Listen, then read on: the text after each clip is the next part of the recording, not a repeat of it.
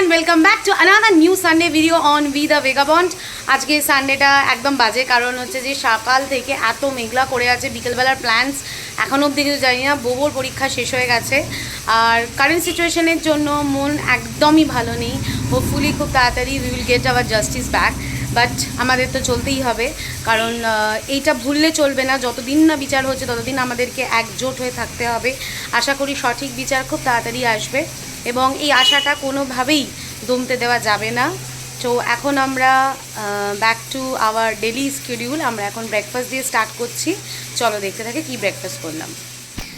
আজকে হচ্ছে সকালবেলা উঠেই কর্ন স্যান্ডউইচের বায়না বোবোর, তো ওর জন্যই আমি স্যান্ডউইচ চিজ সমস্ত কিছু নিয়ে এখন স্যান্ডউইচটা মোটামুটি রেডি করে নিয়েছি। আর সকালবেলা চলে এসেছে মেজো মামা শ্বশুর আমাদের বাড়িতে, তাই তার জন্য আগে ব্রেকফাস্টটা রেডি করে ফেলেছি এখানে।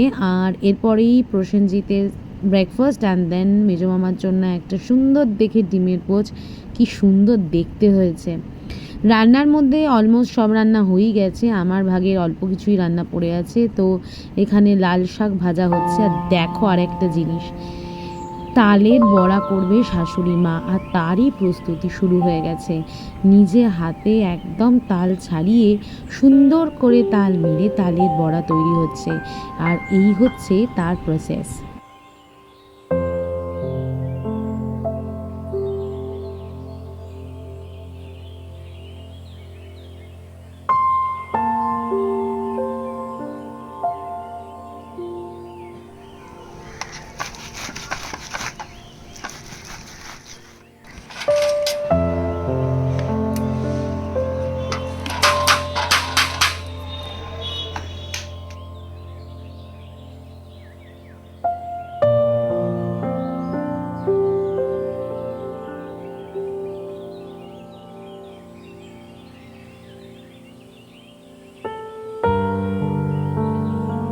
তালের বড়া অলমোস্ট রেডি হয়ে গেছে। এখানে আমি করে নিয়েছি চিকেনের লাল ঝোল, দেখতে সত্যি একদম লাল টকটকে। আর এখানে চলছে শুক্তো, বেশ রেডি হয়ে গেছে। আর জাস্ট ঘি দেওয়াটাই বাকি আছে, মানে আরেকটু ড্রাই হবে।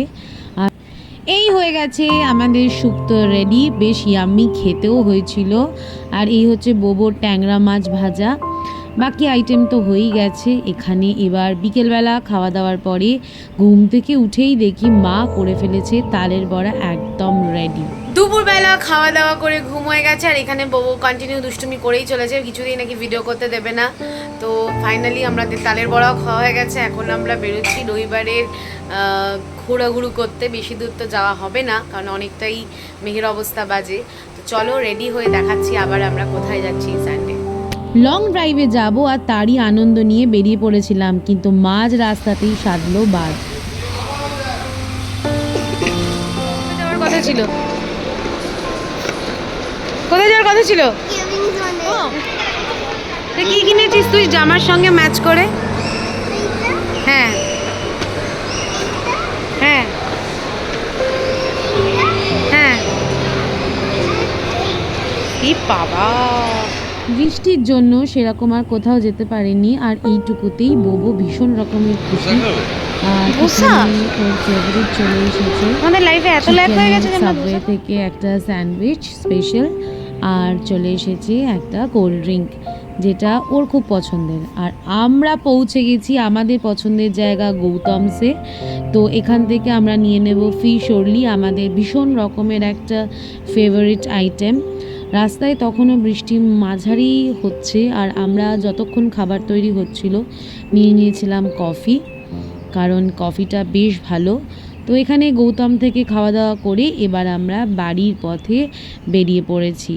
আর বেশ কিছুক্ষণের মধ্যেই আমরা হয়তো পৌঁছে যাব। আর সবথেকে বড় টেনশন হচ্ছে যাতে বৃষ্টির আগে পৌঁছে যাওয়া যায়, কারণ ওটা আমাদের সবার আগে লক্ষ্য। বোবো আছে, আর জাস্ট কিছুদিন আগেই ও শরীর খারাপ থেকে উঠেছে, তার জন্য খুব তাড়াতাড়ি পৌঁছে যাওয়াটাও দরকার। চলে এসেছি বেরিয়ে, এখন আমরা দেখব মুভি, আর সাথে দেখাচ্ছি কি স্পেশাল আইটেম। হ্যাঁ,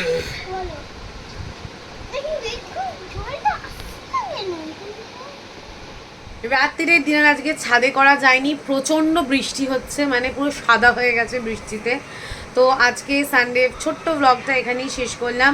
নেক্সট সানডে থাকবে একটা মজাদার ব্লগ, আমরা যাচ্ছি একটা জায়গায় ঘুরতে। ততক্ষণ পর্যন্ত কিপ সাপোর্টিং আস, আর যদি সাবস্ক্রাইব করা না থাকে অতি অবশ্যই subscribe. Thank you so much once again for watching this video.